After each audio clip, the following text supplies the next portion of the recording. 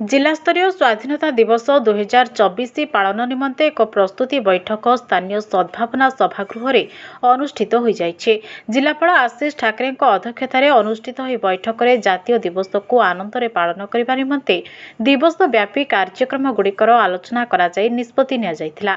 प्रस्तुति बैठक में निष्पत्ति अनुसार स्वाधीनता दिवस अवसर में प्रत्युषरे रामधुन प्रचार सकाळे छात्र छात्री मानक द्वारा प्रभात फेरी सकाळ 7 घटिकारु 7:30 मध्य सरकारी और बेसरकारी अनुष्ठान तथा शिक्षानुष्ठान मानक जातीय पताका उत्तोलन सकाळ 8:45 समय महापुरुष मानकर प्रतिमूर्ति माल्यार्पण सकाळ 9:15 समय जिलास्तरीय समारोह में जातीय पताका उत्तोलन सम्मिलित अनुष्ठानिक प्यारेड और देशात्मबोधक सांस्कृतिक कार्यक्रम प्यारेड रे अंशग्रहण करिथिबा छात्र छात्री मानकु मिष्टान बंटन एवं संध्यारे स्थानीय गांधी स्मृति भवन ठारे देशात्मबोधक सांस्कृतिक कार्यक्रम आयोजन करा।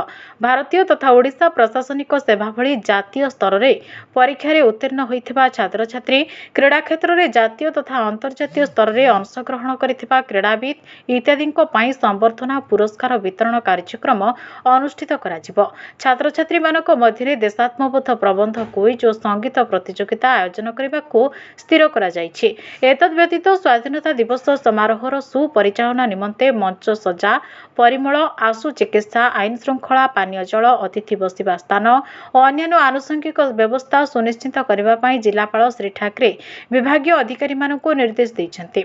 बैठक में जिला परिषद अध्यक्ष नारायण प्रधान बालेश्वर पौरपालिका अध्यक्षा सविता साहू अतिरिक्त जिलापाल सुधाकर नायक जिला मुख्य चिकित्सा अधिकारी डॉक्टर दुलाल सिंह जगदेव को समेत जिलास्तरीय समस्त वरिष्ठ अधिकारी विभिन्न गणमाध्यम कर्मकर्ता स्वेच्छासेवी अनुष्ठान अधिकारी वृंद और समाजसेवी जोगदे यह आलोचना रे अंशग्रहण करथिले।